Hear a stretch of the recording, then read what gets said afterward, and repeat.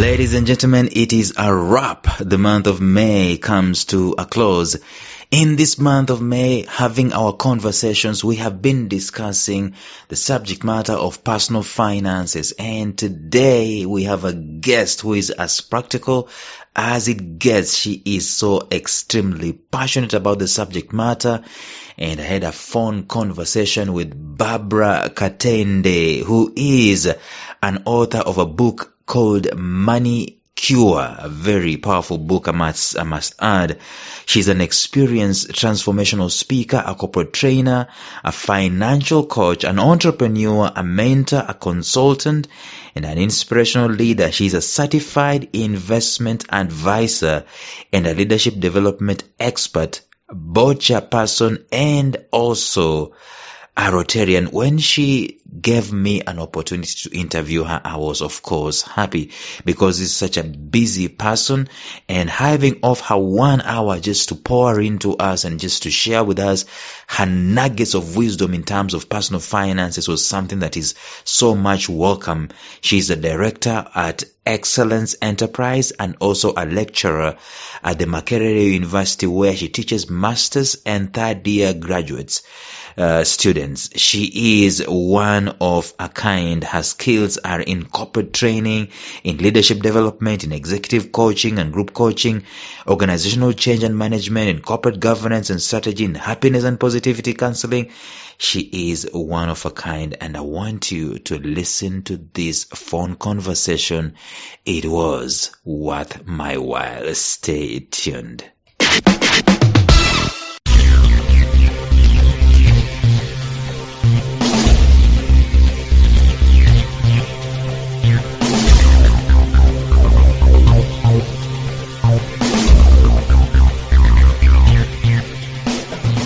Welcome to the Life Signatures podcast with Lawrence Namale. Lawrence is a life coach, author, and keynote speaker who loves to tackle different topics on purpose, productivity, and resilience. His mission in life is to awaken all your boundless possibilities available in you. Life Signatures podcast is dedicated to bring to reality every single person who knows that deep down in their gut there's got to be more to life than this. And now, here is your host, Lawrence Namale.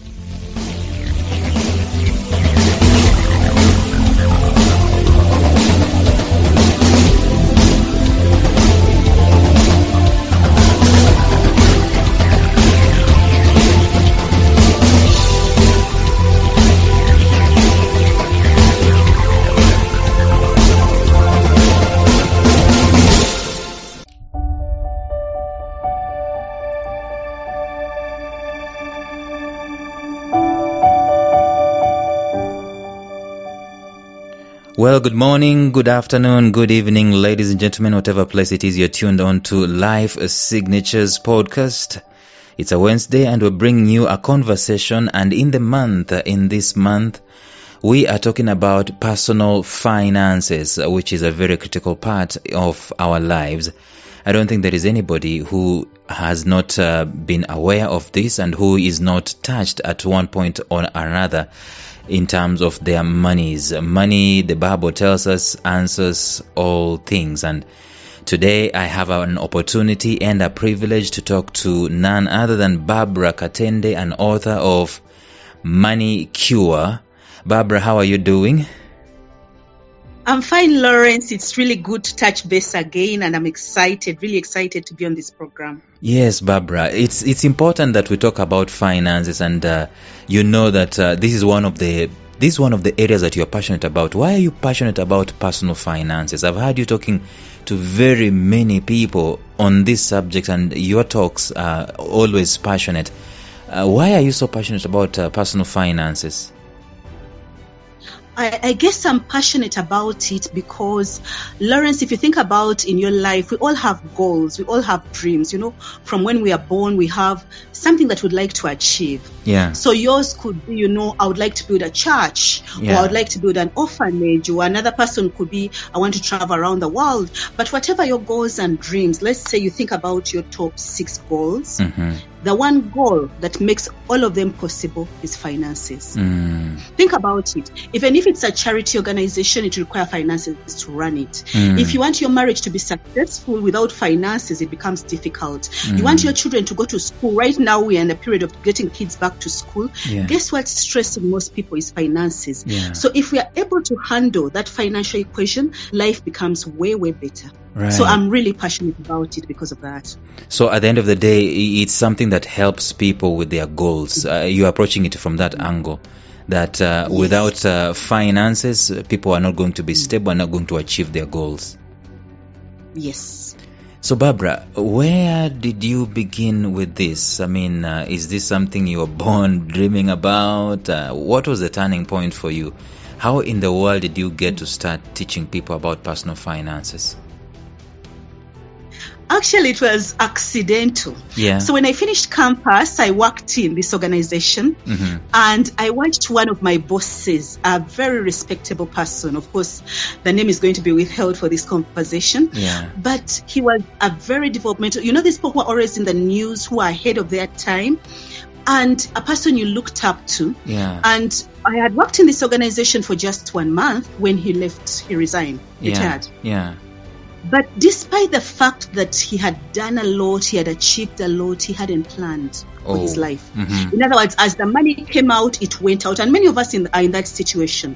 You get paid on 30th of a month, by 3rd of next month, the money is gone, irrespective of how much you earn. So now people would not save.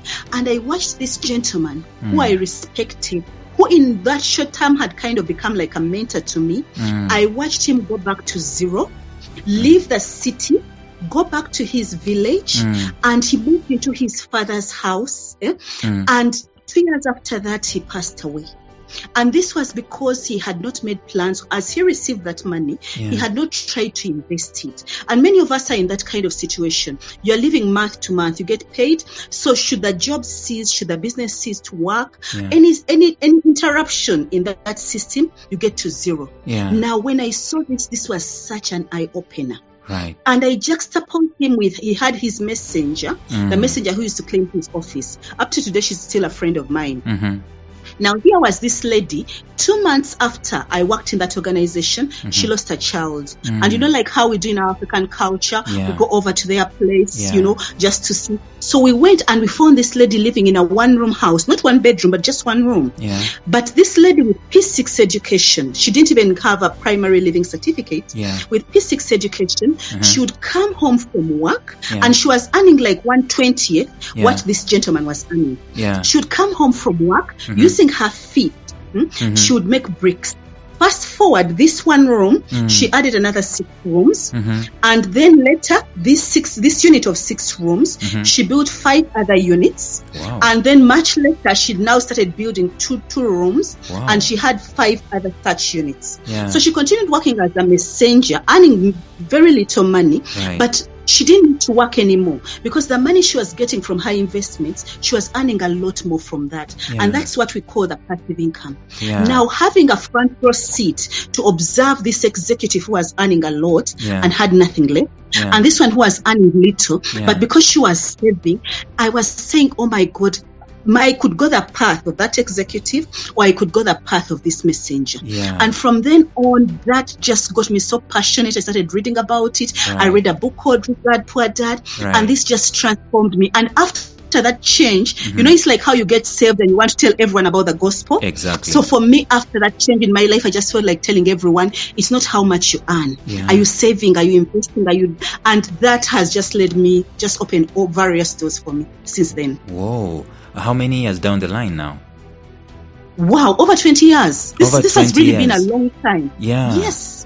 This now a mainstay in your life, Barbara? This is what you do full time? Among other things. Because I didn't set up to be this. Even our interaction, because if I talk about my book, really, it just came out of that. Yeah. So here I am telling people I'll just go and give talks, and the talks transformed into, do a PowerPoint. Yeah. And when you do a PowerPoint, at the end of it, someone will say, Barbara, can you give me the PowerPoint? I'll give it to them. Yeah. But I realized that if you sat in, you know how PowerPoints are in bullet form, right? So if you sat in, the PowerPoint would help you. But someone would be saying that I want to get this PowerPoint to take it to my sister who wasn't here, and you realize it would help them. And this led to our collaboration in this book called Manicure. Putting that information together in a way that someone who is not even here can get the information in a simple way and basically transform their lives. Because really these finances are not taught to us in school. And I think that's the saddest thing. Because if they used to teach us little by little, you know how they teach us English? They teach us a little in primary, a bit more in high school, and up to when we can speak it. Now, if they did the same thing for us in terms of finances, just right from the kids, you give them the basic, all of us will not have a problem. But if you look at our education system, not just in Uganda but all over the world, in the US, in the UK, I think it's kind of intentional not to include personal finance. So we grow up even with accountants and statisticians. They know how to run finances for institutions, but they don't know how to run their personal finances. Like that executive. So this became such a big thing. Yes. So now, as a result, it became like one of the things that I do just to make, because I'm so passionate about seeing people's lives transformed. Why? Because if I have enough money, I am not going to steal COVID funds. Exactly. I'm not going to steal sugar money. If I have enough money, I am not going to malice my fellow workmates and say, let's so and so leave. We are fighting for a job, because I can make ends meet. If I earn well financially, I'm going to be a better employee. I'm not going to disappear with the paper clips and the pens from office. I'm not going to be stealing time from my place. So that makes it so if we can learn those whatever I wouldn't even call them secrets. It's just that we don't know about it. If someone just helped us to see that and learn it and know that yes, it takes time, but we can get there, then we wouldn't have that rush of I want to get involved in this get quick rich scheme, which really doesn't work. Yes. So two things, Barbara, that have just come up even in our conversation right now. First of all, one of the key things that I've picked up, you've said something very powerful when you gave us the story of the cleaner in the office and the executive. One of the things you've said is that it is not the amount. The amount doesn't matter. It is what you do with what you have. Is that correct? Yes, it's correct. It's not how much you earn, it's how much you keep. Because if I'm earning 1 million shillings and I'm only keeping 50,000, but if I'm earning 2 million, rather 200,000, and I'm keeping 150, do you realize that I'm keeping more? So it's not how much you earn, but how much you keep. And many of us are living this flamboyant lifestyle where as it comes, it goes out. I'm driving this pure gathering car. I have to stay in Nigeria. I have to put on suits from Winter Classic. And as a result, and my kids have to go to international school. They have to be in Turia and Harvard, and as a result of that, we are earning this money, but it's all going out. Yet you could go for something less and still maintain the quality and have more to invest. People will argue, Barbara, that keeping more is not quote unquote feasible in this day and in this age where things are very expensive. By the time my money comes in, it's already gone, and I'm not like spending on bad things. I'm just paying my bills. How do you help such people? I would ask them, the beauty that we have right here in Africa, which they don't have in Europe. Most of us, you'll find in our households, we have a maid.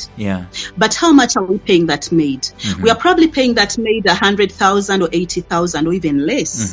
But guess what? That maid who is working in your home, back home in her village, she has 3 kids who are studying. And from that 100,000 that you're giving her, she's even managed to hire someone to dig a plantation back home. And these kids are going to study, and they'll even probably get to tertiary institutions on that money. So in other words, if she can do it on that little money, now you who is earning more, that means you're not, spending your money wisely. In other words, there are things we can cut down. There are things which we take for granted. I have to have mineral water. Mineral water, a bottle costs 1,000 shillings. But when you look at the tap water, National Water gives us a 20-liter jerrycan at 100 shillings, which means that half liter from National Water is 2.5 shillings. Yeah. If I boil it, maybe it's 50 shillings. Yeah. So in other words, there are things where you can save without compromising quality and still have a good whatever. We spend a lot on education, and here I'm speaking as an academic because, as you know, I teach at the university, Makerere University. I teach master's students and third year undergraduate students in budgeting and financial management, administrative law and constitutional law. So here, putting on that hat, I know what people spend so much unnecessarily following the Joneses, trying to impress. Yet when you look at the people who are coming to Makerere, and I'm looking at my master's students and my third year undergraduate students, over 70% are coming from UPE and USE. But somehow we despise this. We really have to make sure that our kids are going to private school. But whatever school they're going to, they're going to make it. And ultimately, when they are getting a job, they're not going to look at how much school fees you paid. Let's say my child went. Let's say your child Lawrence went to Turia and went on to Harvard, and you spent $200,000 on their education. Mine went to Uganda Road, which is UPE, came to USE, came to Makerere. When they graduate, they both have degrees, and they show up for a job for example, they show up at a job at Standard Chartered Bank. They're not going to say because yours has a Harvard degree, let them start as a manager.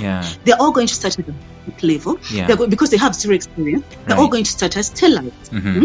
And even when they are being promoted from being a teller on to becoming an officer, they're not going to look back and say, oh, so what school did they go to and how much they earn? Their promotion is going to be based on how they perform at the job. So there are many things whereby we are spending unnecessarily much, but what the end product is not good, and we're not investing.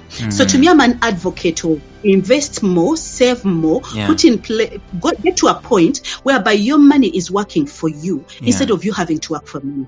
And so you put your money in investment vehicles where it can work for you, and then you free up your time and free up your space to do what you're really passionate about. That statement you've just made is one of the most powerful statements I've heard you speaking over the years, that when you have finances in place, it frees you to do basically what you want to do, which is your purpose.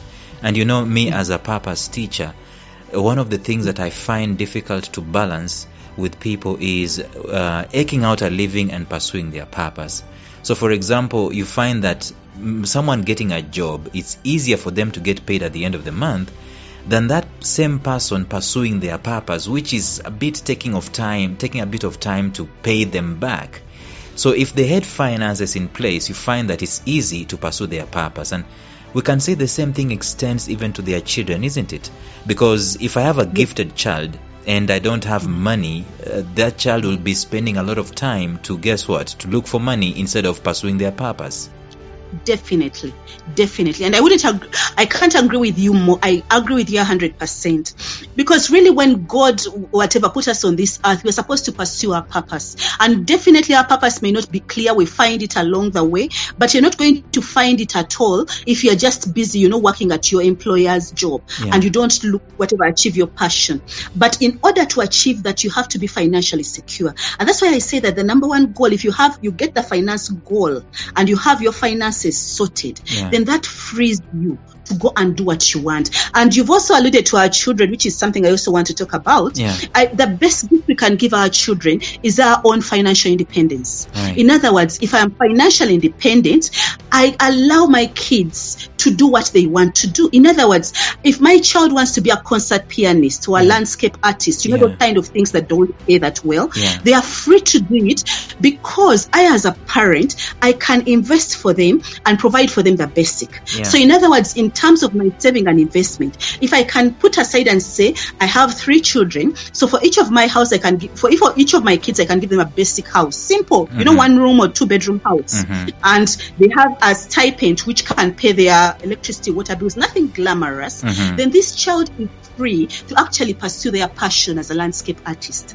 But if they are not able to pay, to pay their transport, to pay for their rent, to pay for their food, then they cannot even begin to go the route of passion, to go the route of finding their purpose. So they start now working at a job to be able to meet, these basic costs. And I believe that takes our kids away. And that's why you find that for people whose wealth has come down generations, they allow their kids to stretch. If the kid wants to be an athlete, if the kid wants to be a musician, whatever the kid is, they do what it is, and they are fulfilled for the rest of their life. Because once you're in your purpose, you enjoy every day of your life. You're absolutely right, and I want us to unpack those two facets because they have come up strongly. The idea of making sure that you're financially independent, and then the idea of children. But let us go back to this idea of helping people to make sense of their money, especially in this day and in this age when you've said very clearly that we have not been schooled, we have not been sensitized, we've not been told that these things are important.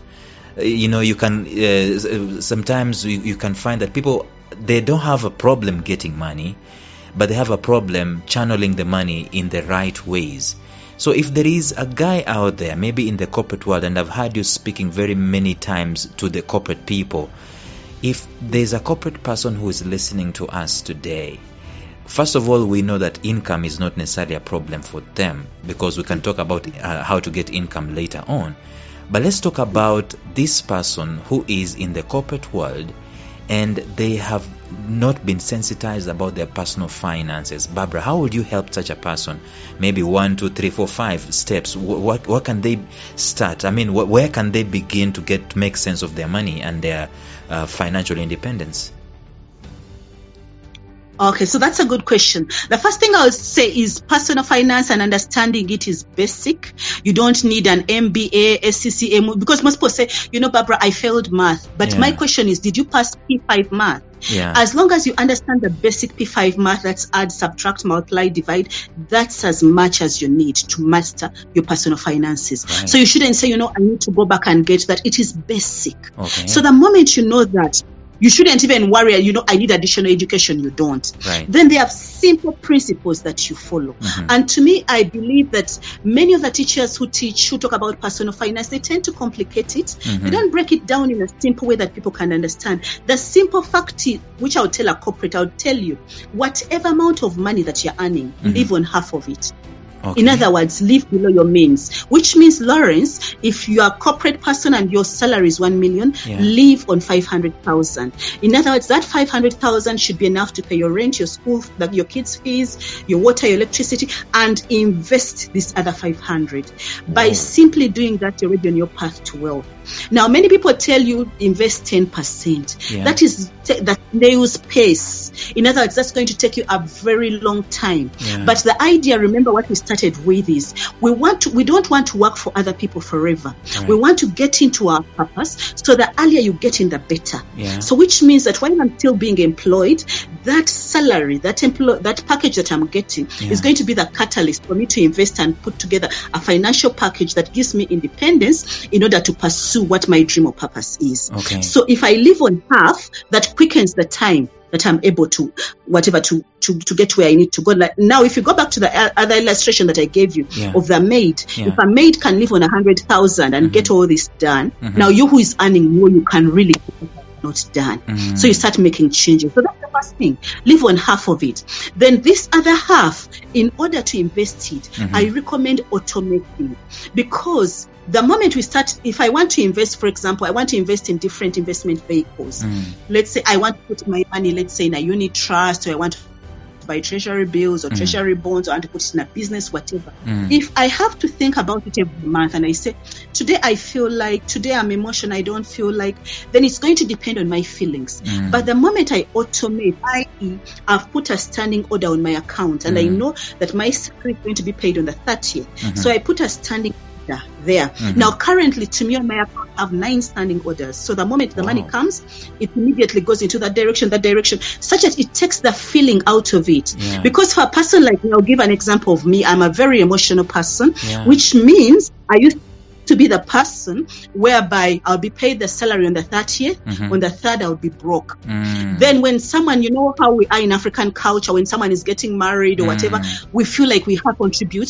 So when a bride would come and say, Barbara, I don't have the dress that matches the shoe for my second changing dress on my what, I would go and get the money. I would even borrow to do that. Now, because when my money gets on the account on the 30th, there is a standing order. Immediately it hits the account, it's automatically going off. So today when the bride comes and is telling me, I cry with her, I mourn with her, but I don't have the money. So that takes that emotion out of it. And if you're putting money aside, so eventually if you want to access this money, let's say maybe one of your vehicles is you put it maybe on a fixed deposit account which you can access after 6 months. Yeah. So if you're getting to that money after 6 months, you thought about what to spend it on.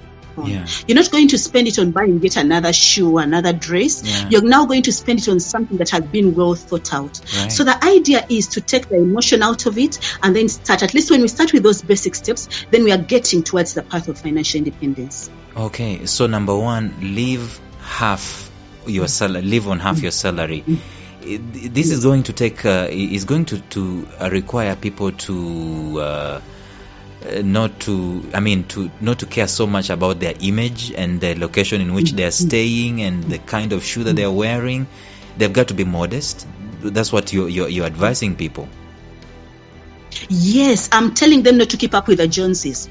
I am saying it is much better for you to have a personal house in Nansana than to rent in Nigeria. I'm telling people it's better for you to drive a Vitz than a fuel guzzling car, especially now when the cost of diesel is even higher than for petrol. Yeah. Because when you start fisher things are the things that are leading you into being poor. I want you to look at the way Bill Gates dresses. Yeah. Okay? Look at the way Warren Buffett dresses.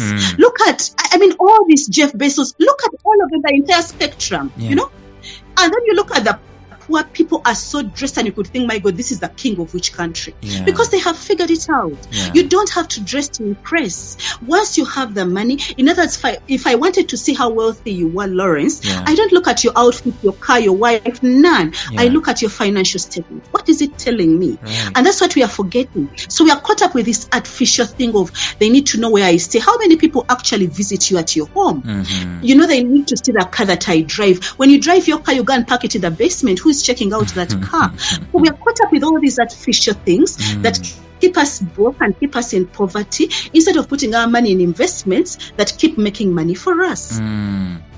Wow. So let us go deep now into before we can even go to the investments. Let's dig more, Barbara, on how practical, what are other practical ways that people can be able to use to have much more money retained than much more money spent. You are very good at teaching these things, how to manage your expenses. How to manage your expenses. First of all, is I want people to know that they have enough time. You know, because what I find with most corporates saying, Barbara, I work 8 to 5. I am so exhausted by the time I get home. I can't simply do something else. First of all, you need to diversify your sources of income. You cannot afford to rely on one source of income. Okay. And I think that is one thing that was sold to us, which was wrong. Yeah, a job. You know, go to school, get a good job, and no one told us that we should look beyond that one job. Yeah. But you wanted to say something, Barry? I'll continue. No, it's okay. I was just covering what you're saying, that we were taught as we were growing up in school, the only source of income we were taught about is a job. And that's just about it. Yeah. And they made you feel like, now for me, I've always been like a multitasker. Yeah. Now I've been a maverick. Mm-hmm. So always after work, I would do maybe some consultancy or some kind of investment. And I felt like I was cheating, like I would be doing some side hustle. And I felt like I had gotten like a side dish that I was cheating on my main job, which is my main whatever, by doing this. Yeah. And then until I read into the Bible, because I'm a firm believer in the Bible, in Ecclesiastes 11:2, where they say you should have 7 or 8 streams of income. Yeah. And that I came to that realization way late in life. I wish someone had told me that in P2. Do you have the Bible right now? I would have known. Pardon? Do you have your Bible right now? We read it. You said it's no, I don't have it here, but anyone can read it. Ecclesiastes? It says you should have 7, 8 streams. Chapter 11, verse 2. And give me a minute. You should have 7. Okay. Ecclesiastes chapter 11:2. Chapter 11 verses 2. There it goes. It says, what does it say? It says, invest in 7 ventures, yes, in 8. You do not know what disaster may come upon the land. That's the NIV version. Invest in 7 ventures, yes, in 8. And the second part is, you know not which one is going to do well. Yes. In other words, at one point, if you look at people who have been financially successful, just think about the people you have met, and you've interviewed so many people and you've met so many people. Yeah. But if you think about someone who you know who has been financially successful for the last 10, 20, 30 years, if you ask them what their secret is and they told you the truth, because you know many people don't want to tell us the truth, but if they told you the truth, they tell you that the truth is in diversification. They're not looking at one stream of income. So many of us were hit by COVID so badly because you only had one stream, that was your job. And then the job was, you were laid off the job, the business closed, so you were hit. But people who are not hit that badly is because you diversified. You'll find that, for example, at that time, maybe real estate wasn't doing that well. But guess what? The food industry was doing well. When shares are not doing that well, guess what? The bonds are doing well. Because there's no business that's up, up, up. Business is up, down, up, down. But when you diversify, you remain financially secure throughout.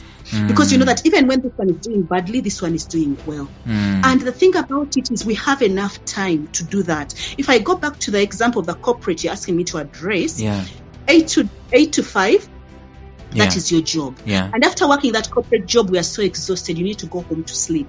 So you have 8 hours of sleep. And many of us are not even sleeping 8 hours. We're probably sleeping 5 or 6 hours. But the doctors tell us if we don't sleep 8 hours, we'll have problems. But if we look at the simple math I alluded to earlier, 8 hours of work plus 8 hours of sleep, that is 16 hours. Yet a day has 24 hours. That means every single day you have an extra 8 hours to invest in other streams of income. In other words, you should not sacrifice your job. At your job, especially now, when the jobs are few, you should be giving 110% to your job. And you should not sacrifice your time of rest, because when you don't rest, your brain is not able to regenerate. You're going to have problems. So don't sacrifice your job. Don't sacrifice your rest. But you have an extra 8 hours. 8 hours of work, 8 hours of rest, and the extra 8 hours. And if you misuse them today, because someone will say, okay, right now, Lawrence, is a bit late, I can't find the time today. Guess what? Tomorrow has 24 hours. The next day has 24 hours. In other words, the issue of time is there. So that means we have enough time to invest and learn and get into other streams of income that can help us to diversify. So to me, what I would recommend for someone, yes, I'm working on this job. Now, when I get my salary, I get part of it and I start now investing into something else. And while I am still at that work, I'm giving 100% to my job. I am going home, I am resting, and I'm saying I put these 2 hours into something else. And as that begins to grow, then you diversify into others. So that gives you alternative streams of income. So you get to a point whereby really you're financially independent, because at any time, one of these is giving you money. And we look at it, investments in terms of they should be the ones that should give you money, like, for example, on a daily basis, what can give me money on a monthly basis or on a quarterly basis and the like, long-term, short-term, that kind of thing. So you know that at any time, there is something that is giving money to you. So it's an absolute must to have the several streams of income. And what I hear from you saying, it's also that these several streams of income, they can both be active as well as passive, isn't it? Yes. And to me, I would recommend only one active one. And let the rest really be passive. Okay. Because you don't want, in terms of investment, there is what we call concentration. Okay. When you get so scattered, I live here and I'm teaching at this school, at the same time I'm the market vendor here, and then at the same time you are so scattered, nothing grows. So pick one and say, this is where I'll put my energy, but I can put my money in these other places which are regulated industries, whereby my money is working for me. And so in other words, you pick and you say, this is my passion, so this one I'm going to put in effort and I'll do this. But these others, I'll just put the money there and let other people do the thinking and the what and let it multiply for me. Because when you get so scattered, whatever it is that you're doing is not going to grow. And then once I have this and probably it's on autopilot, then I can say, now let me add another. This getting the different streams of income is not going to happen overnight. It happens over time. So when someone is beginning their financial journey, I usually tell them, if you are looking for get quick rich scheme, it's not there. Yeah. Can we give it 10 years? 10 years minimum.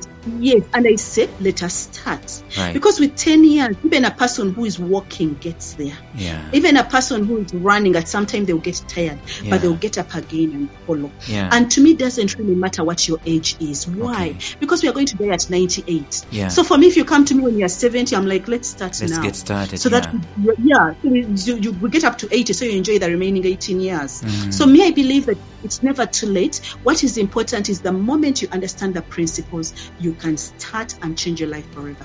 And not just change your life, but you also change the life of the generation that comes after you. Exactly.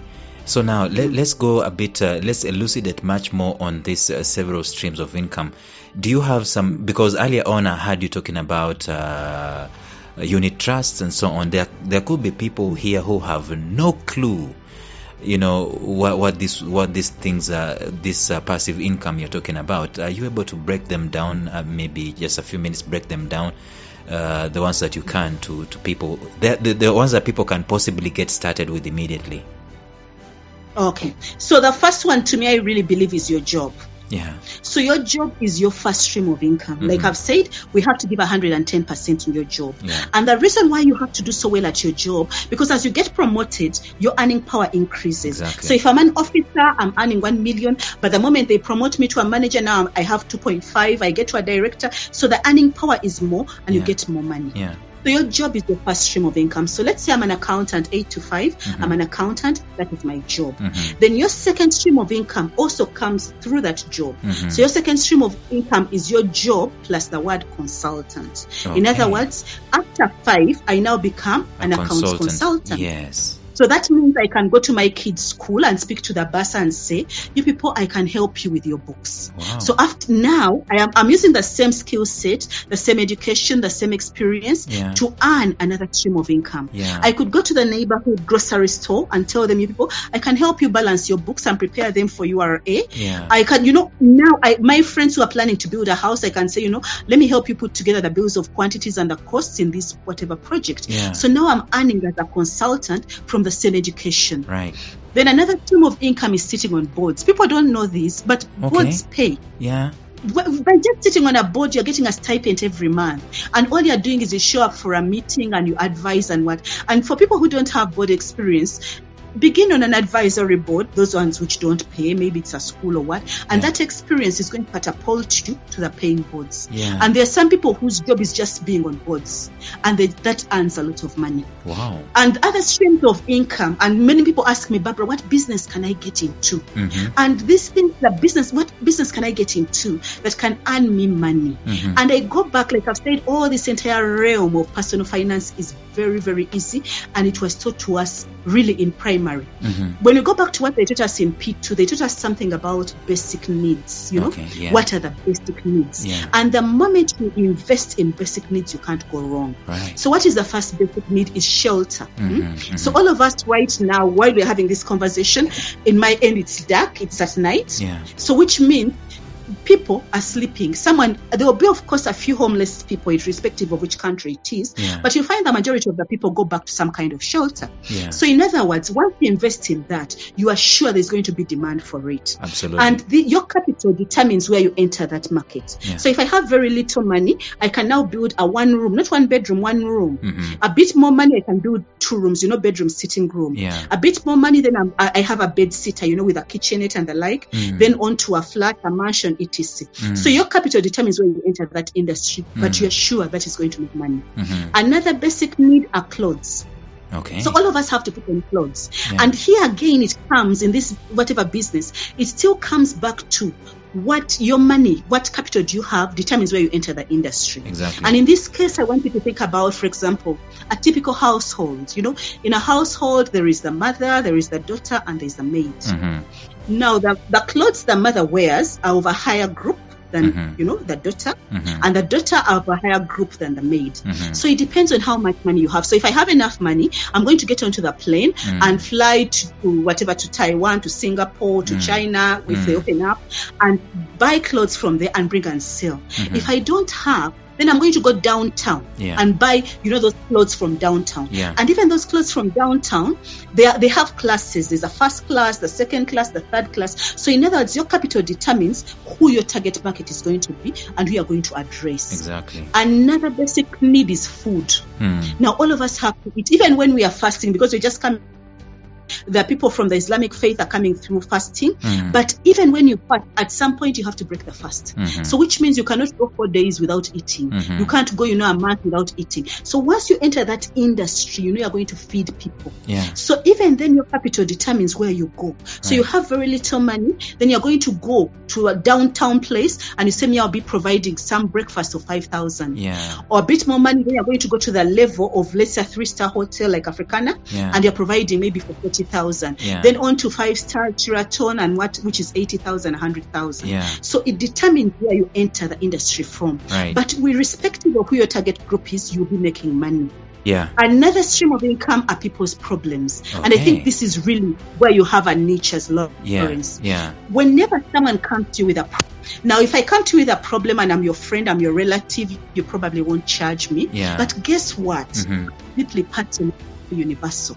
So if I'm able to solve that for the friend or relative who I can't charge, that 10 other people that come with a similar problem, I'll be able to charge. And this becomes a stream of income. And if you look at how lawyers and whatever, any kind of consultant and the way they earn money, it's coming from what? People's problems.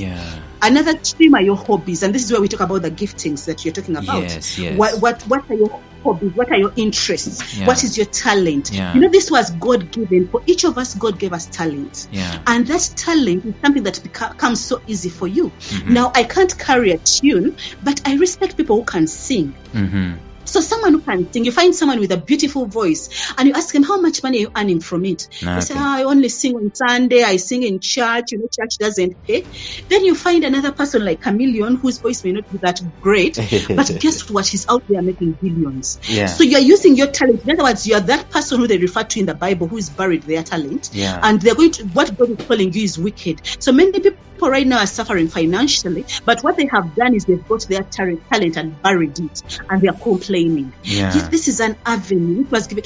Once you're in your talent, you don't even feel that you're working. It could be 3 in the night, it could be a weekend. You go on and on, because I tend to listen. I really listen to your podcasts on whatever, on purpose and what. And even if someone woke you up at 3, you would still talk about purpose. Exactly. And because that is your passion, and from that passion, the amount of money you can get, because you don't even feel that it's work. And many of us tend to to overlook that. Yet that was one of the things that God gave us to be able to make money. So what's important is to remember that these avenues are there for us. But I just want to take a minute before I hand back the mic to you to also talk about things where you can make money without you paying attention.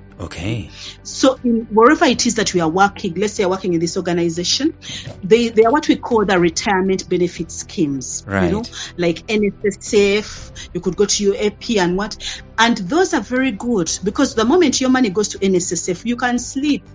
And you know that when I get to the age of 55, NSSF will have compounded my money and they're giving me this lump sum. So in those kind of retirement schemes, those are places whereby your money can work for you. And this NSSF Act has been, amended, and now they allow even voluntary contributions. You don't necessarily have to be working for corporate organization. I've seen it, So there you just put your money there and relax. Someone does the thinking, they think about where to put it, and it earns money for you. And the beauty about this, and the ones I recommend, are regulated. For example, NSSF is regulated by the Retirement Benefits Authority, which means if they mess about with your money, there is an authority where you can report. Another one are investment clubs and circles. These are very good. When the journey of financial investment is hard, so doing it on your own is tough. But when you go in a group, and you have a group, I belong to 2 investment clubs, and what I love about them is it's like me sitting at the back of a bus and someone else is driving, let someone else also think. So they think for you, so you come together as a group, you invest together, you save together, you earn money. And this not only just gives you money, but it also gives you social capital. You're in an environment with people who are all progressive and thinking alike. And this is also regulated by the Microfinance Regulatory Authority. So which means even here, your money is not going to disappear. Then there are the treasury bills and the treasury bonds. Now, these are regulated by Bank of Uganda. And the beauty about this is government cannot default. So even if we have a coup today and maybe Connie becomes our president and we have President Connie tomorrow, that bond is still going to be honored. So you put your money there, and then the government is working, because bonds is the way government borrows money from us. So it's government borrowing money from you and then giving you back that money with interest. So here you're not doing anything. You're just putting your money in a secure investment. Wow. Then there are the shares, the stocks on the stock exchange. And these are also good. And these are regulated by Capital Markets Authority. I emphasize the regulation bit because if I came and invested in Lawrence Limited, Lawrence could disappear with my money. And much as I could report him and go to commercial court and report him and go through litigation, that could take 10 years. But when I have a regulatory authority, they clamp him immediately and I get my compensation there and then. So in the stocks, and here you can buy shares. The beauty about this, these are very cheap, For as low as 200 shillings, you can buy shares in Umeme, the utility company, in MTN, you can buy shares, very little money. And then the thing about this is long term. This is not something that I put my money here today and I want it next year. No, like I've said, think long term. I buy today when it's low, and I know that 5 years, 10 years, this is going to be something that works for me. 10 years. Then there are the shares. unit trust. There are unit trust, which I alluded to earlier. Now, none of the people listening to us, Lawrence, honestly, today should be having their money in a current account. We used to have current accounts long ago because they're the only ones that had checkbooks, so we had to write a checkbook. But when did you last write a check? The world has changed so much that kind of checks have become obsolete. You have a current account, there are all these bank charges, you're losing money. Even on a savings account, you're still losing money through those, those things they write on the small letters, you're opening the account. But if you put your money in a unit trust or a money market or a mutual fund, this earns money on a daily basis. So if I put my 100,000 there, and they begin basic money, 100,000, I put it there on a daily basis. So if I keep it for 3 days, I am going to earn that money for 3 days. If I put it there for a year, I am earning it for this year. So which means as your salary comes through, part of it should be going there. Now those people are going to figure out ways of investing it, and they account for it. And if I want to access it, I can access it in 1 day. If it takes a very long time, it will be 2 days. Okay. So instead of putting it in a bank whereby it's losing money, they're taking it's whatever I'm losing, here I'm putting it somewhere where I'm gaining. So let me ask you. Then also insurance. Let me ask you 2 questions on unit trust. One, are they regulated? Yes. Oh, yes. The unit trusts are regulated by Capital Markets Authority. They are regulated, definitely. Okay. Second question. And the beauty, like I say, the beauty about it is anything you're saying, I have a question, they automatically regulate them. And any of these, to me, I would even recommend when you say, now where do I go for this? Go to the regulator. On the regulator's page, they're going to list the whatever institution under it is regulated. Okay. So if I went to Capital Markets Authority, they will tell me which unit trusts are regulated. They will tell me which stock brokers are regulated. They will tell me so to me that would be the better place for you to identify who I should work with, because more or less they do the same work. Exactly. But you want to make sure that you're in a place where you have a second cover. Okay. Then there is insurance, and insurance is very, very good. I'll speak about just one package which really worked for me. It's EduSave. Now, before Lawrence, if someone would call me and they tell me, Barbara, we want you to come to Arua to speak to this group of ladies, I'll say, Arua? That's so far. What if something happens to me? As a mother, and Lawrence maybe didn't mention it to you, to the listeners, I'm a mother of twins. In our culture, it's a Nalongo, so it carries a special title. So the first thing that comes to me is my children. I'm like, oh my God, if something happens to me, my children. So someone would tell me, come to Kavari. I would think, what if something happens to me? But I would think about my children if I'm not there. But today, if someone tells me, Barbara, we need you in whatever, we want you in Rwanda, I'm there. We want you in Tanzania, I'm there. We want you Karamoja, I go. Why? The day I got this insurance, EduSave, it ensures that my children will graduate from university, because to me, I believe education is a silver bullet. So the moment I give my children education, I've given them as much as I can. So now that ensures that even if right now in the middle of our conversation, I collapse, and die, they will graduate from university. If I'm involved in a fatal accident, I don't die, but I'm not able to work again, automatically it comes into play. So you still graduate from university. So what that gives you is that peace of mind, you know, that what it is that I want is still achieved. So that automatically frees me. Remember when we go back to that discussion of purpose? Okay? Once I have this insurance, it frees me to do my purpose. So I'm not going to be limited by boundaries. I'm not going to be limited by anything, because I know that the basics for me are already covered. And the final one I want to talk about is annuities. This is the opposite of like NSSF. You know what NSSF is? You put little money and then they give you a lump sum at 55. Okay. Now annuities is the opposite.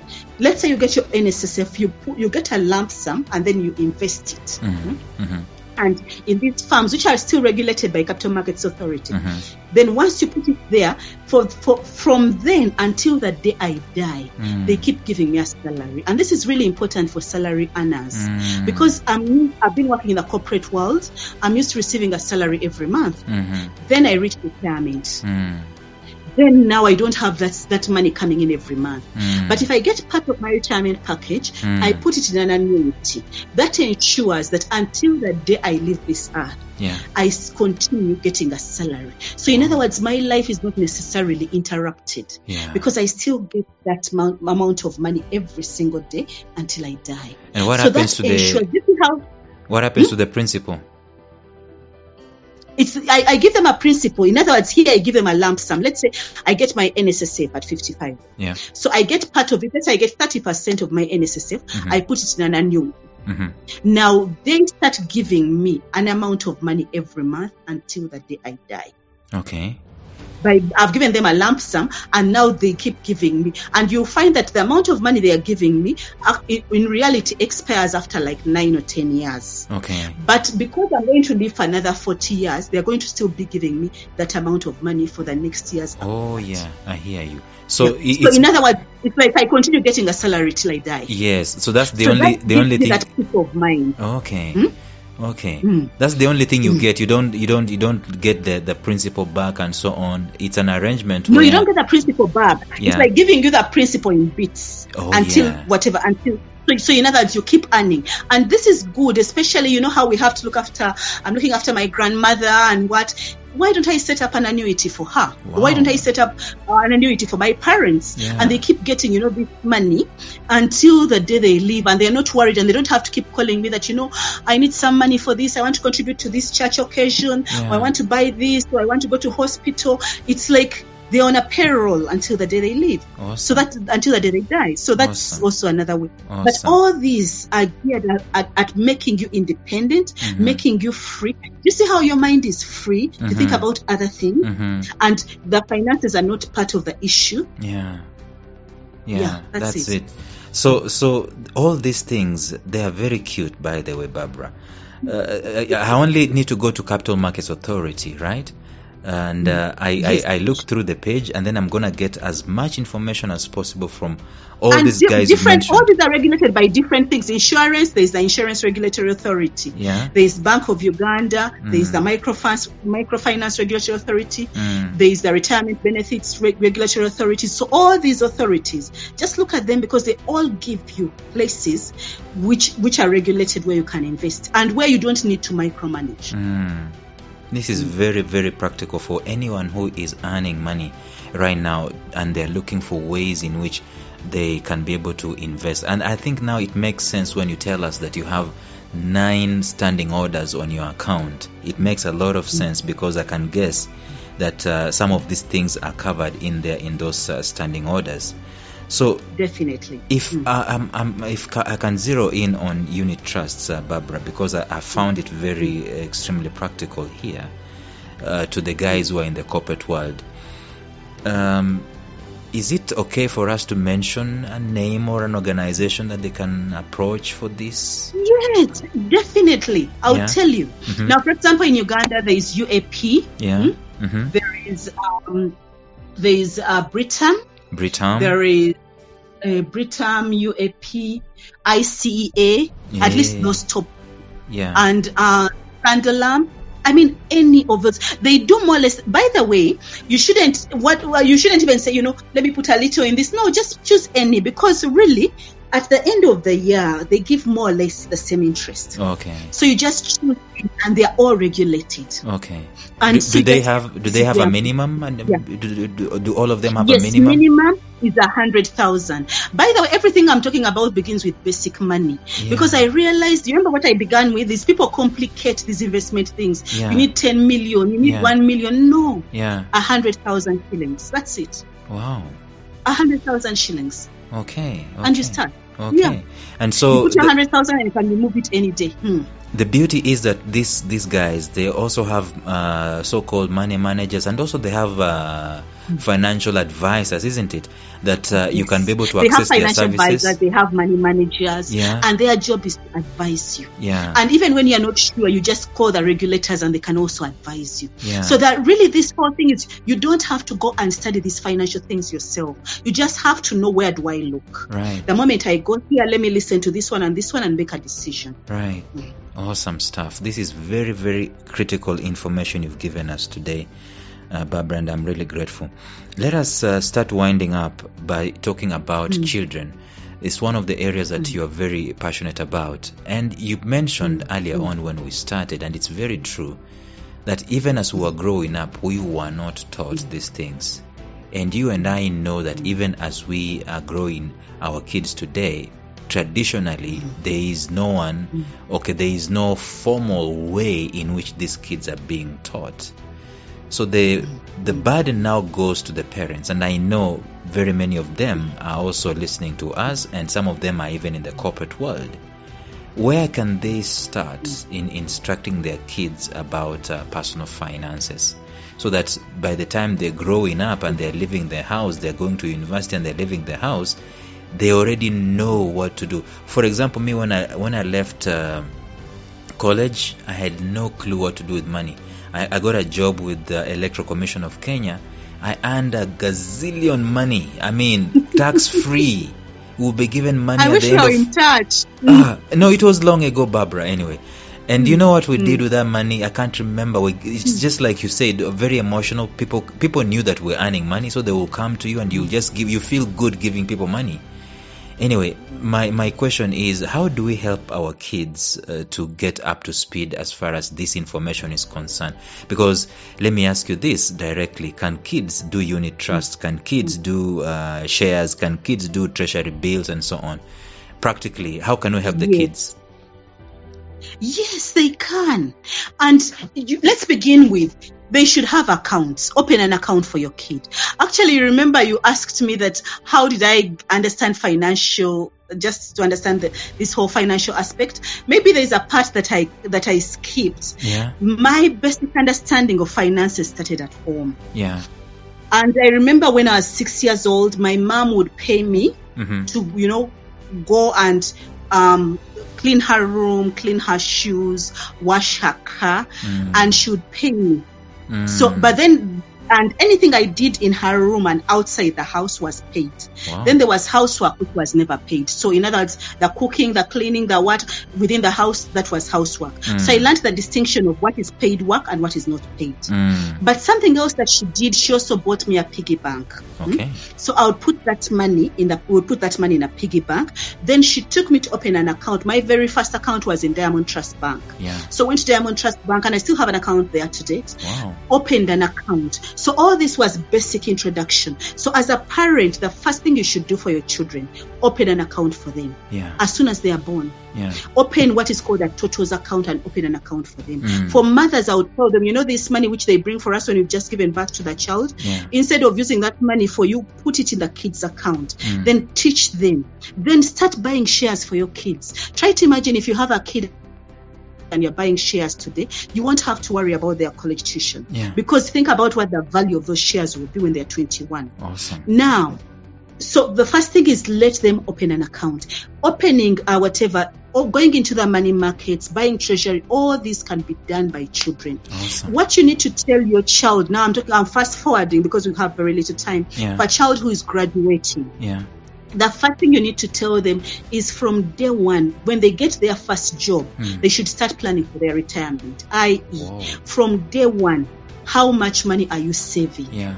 Because now at that time, Lawrence, if someone had told you that, yes, go ahead and party, but save half of your money and let it go into these different investment vehicles, which you don't have to monitor, put a standing order and let it just go. Do you know where you would be today? Yeah. You probably wouldn't have to worry about money, because in all those vehicles, they use what is called compound, they're compounding effect. Yeah. So your money is being compounded, the principal and the whatever, and the interest is being reinvested, and it just keeps compounding for you. So if our children right from university start doing that, then automatically they're on the right path. The other thing to tell our children is what we alluded to earlier, is they should have several streams of income. Right. They shouldn't just look at that job. Right. So after you leave work at 5, instead of going and drinking and hanging around with your friends, go hang out. Of course, because you have to leave, hang around with your friends for 2 hours. Then after that, go and do something that is bringing income into your pocket. And once they get that and it becomes part of the lifestyle, they won't feel it. They are set on that trend. But going back is, we should sit with our kids and teach them to have goals. Because whatever drives us, a goal is like having a bullseye target. That what is your goal? And say, now you finished campus, you're 22 years old, but I think you should have a house. How much is it going to cost? So that's our target. Then you start saying, if you save and invest this, eventually you're going to end up in this. So you lead them towards the issue of having goals, and that is going to focus them in terms of how they move. And once you've achieved a small goal, then you move to a bigger one. And even in terms of goal setting, let them set the short-term goals, the medium-term goals, and the long-term goals, such that every time there's something that they're achieving, and that brings a sense of satisfaction. But more importantly for a parent is to remember that your children are not your retirement plan. In Africa, because we don't really have strong social security systems, because even with NSSF, they only have, in Uganda, they only have 2 million members, and the active members are only 800,000. Yet we are talking about a population of 41 million. So the majority of the people don't have any kind of social security. So the social security is their kids. Now, what is important is to tell people that your kids are not your whatever retirement plan. Don't rely on those kids, especially these .com kids, because they are living in a global village. To me, I imagine my kids being somewhere in Australia and talking to me on Zoom or WhatsApp, somewhere in Fiji, and that's where they're starting their life. So they're not going to be there to look after me. So first of all, don't be a burden to them. Yes, some of us may have had to pay fees for our kids, for our brothers and sisters and our relatives, but honestly, don't burden your child with having to look after you. So look after yourself, because you know how our health is precarious. So as you're getting into your 70s and 80s, at that time, your health, your body starts acting up. We all know that. Because when a kid is born, their health is precarious. In between, we are okay. When we get late in our lives, we are always frequenting the hospitals. So if I know that in my 70s and 80s, I'm going to have to go to the hospital, it's important for me now to set aside money for bedside services, such that I am not angry with my kids not looking after me. I know that I can pay for this people to look after me. If at that point I need dialysis or I need a transplant, I am able to pay for it instead of coming to these kids and burdening them with that. So let them start their life without that burden. But more importantly, if we as parents can afford to just invest a little for them, do not spoil them, don't build mansions for them, don't set up these big businesses for them, but at least if you can put up some kind of shelter for them, a simple room, such that they know that whatever the case is, I have a place to stay. And this is going to enable me to start pursuing my passion early in life, because many of us have discovered our passion late in life, and we wish we had done it earlier, but we couldn't do it at that time because we were busy trying to meet the basic costs. So if we can take away that burden of the basic costs from them, such that we set them onto their passion, and the moment you pursue your passion and whatever, perfect it and get good at it and put in the 10,000 hours, just like this author says, you are going to become so good, and and you'll be paid highly for it. So really the idea is for them to decide, if they know that this is it and they put in that time, they're going to get to a point where they're paid highly in that area. But they will never get there when they are still struggling to pay the water bill, the electricity bill, and finding rent. So I believe that is part of what we need to do. Then finally, begin today, those who are listening to me, to have a conversation with your children if they are still at home about finances at the dinner table. When you look at the families which have had money come down generations, we don't have that many in Uganda, but if we look in the US, the Fords, the Rockefellers, that money that has come down 3, 4, 5 generations, The conversations they have at the dinner table, they start teaching their kids about money, and they tell them, this is how money comes in. This is how we save it. This is how we invest it. And they explain to them that, when that light bulb is on and you leave it on, it's not helping us. It's the utility company that's getting rich. So can you switch it off? If you go to wash dishes and you open the water and it's just flowing, you're making the water company richer. So put in one saucepan and put in another, wash here and rinse here. And they have those conversations right at the dinner table, and the kids begin to appreciate that. When the bill comes in, they're able to analyze it and say, now you see this money has come in. Now this is what we have to pay for rent. This is what you have to pay for the water bill. And they begin to appreciate it, such that that child is not likely to say, I need the latest iPhone and I need this, when they are seeing what the priorities are.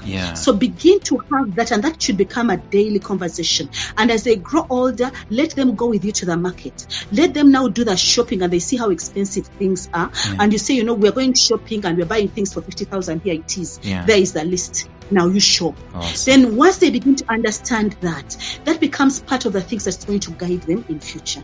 So maybe let me stop here, but I could go on and on. I know this is very critical information, Barbara, and I'm really grateful that you've taken some time to share with us all this.